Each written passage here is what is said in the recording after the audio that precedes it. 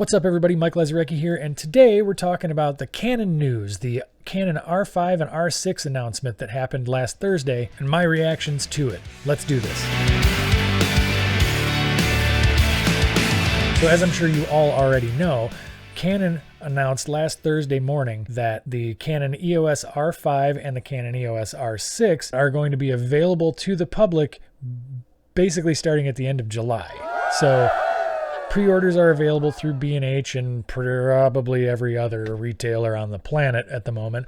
And the reality is both of these cameras represent a kind of huge milestone for Canon. So let's start with the R6 because I think that that's the camera that's probably the most reasonable from a specs and price perspective for everybody from the standpoint of what they're releasing and how it stacks up against the competition. So the R6 is a 20 megapixel stills camera in a similar body to the R5.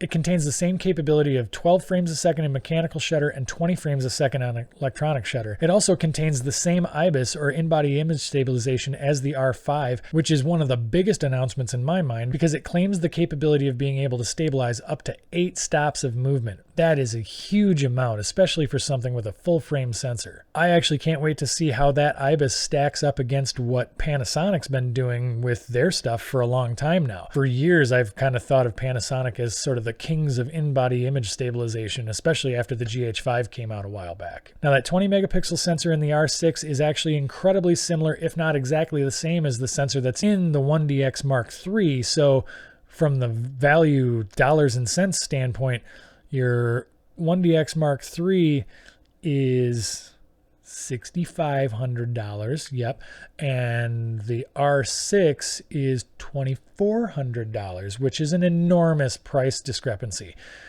Yeah, so basically from a stills perspective, you're going to see a lot of pros jumping into an R6 from the standpoint of like even a backup camera to a 1DX Mark III, just because it's basically the same sensor and has the same speed capability as the 1DX Mark III for a third of the price. Now, some other standout features of the R6 is that it does 4K in up to 60 frames a second, 10-bit. It's all 10-bit. I love that Canon's doing this. They are listening. It also has dual card slots, and both of them are SD cards. So, you know, I made mention of the fact that I was kind of wishing that they would have done two of the same card slot on the R5.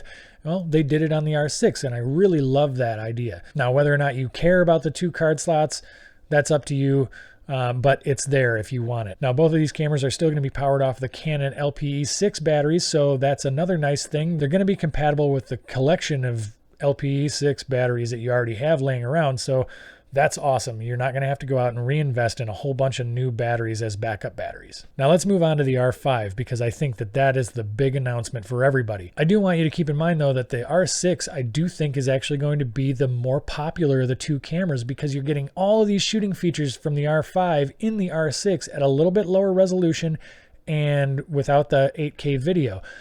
You're still getting most of the big heavy hitter specs out of the R6, so it's like an insane deal. For $2,400, $2,500, you've got a camera body that blows everything that Sony makes out of the water, hypothetically by the specs that is, because nobody's had it in their hand yet. Either way, what an amazing value. So let's move on to the R5. 8K raw video recording at 10-bit. That is going to be huge. Plus 45 megapixel sensor for stills. That's awesome. Quick shout out to James Jackson Films who commented on my last video about the R5 about my prediction of it being a 33.2 megapixel sensor. He pointed out that that would only be accurate if the sensor was only in a 16:9 aspect ratio. And because it's a full frame sensor, that's not going to be the case. So he actually called it at the 45 megapixels on that comment a few weeks back on my video. So shout out to you, James Jackson Films, for your comment. You were right, man. Right on the money. And once again, the IBIS. The fact that you get in-body image stabilization in combination with the lenses at up to 8 stops of movement on a full frame sensor, that's wild to me. So I'm super excited to be able to shoot with that. All of the samples look amazing. So now, of course, the question is, are these two camera releases going to be enough to get a bunch of shooters who left Canon a few years ago to come back to Canon? Is the R5 enough for me to give up my A7R III in favor of the R5? I guess we're going to have to wait at least a couple weeks to find out. So as always, I hope you guys enjoyed this video. If you did, do me a favor and hit that thumbs up button and let me know in the comments if you're also excited about the Canon R5 and the R6. And yeah, do me a favor and consider subscribing, and I will see you guys actually a little bit later this week. So talk to you later.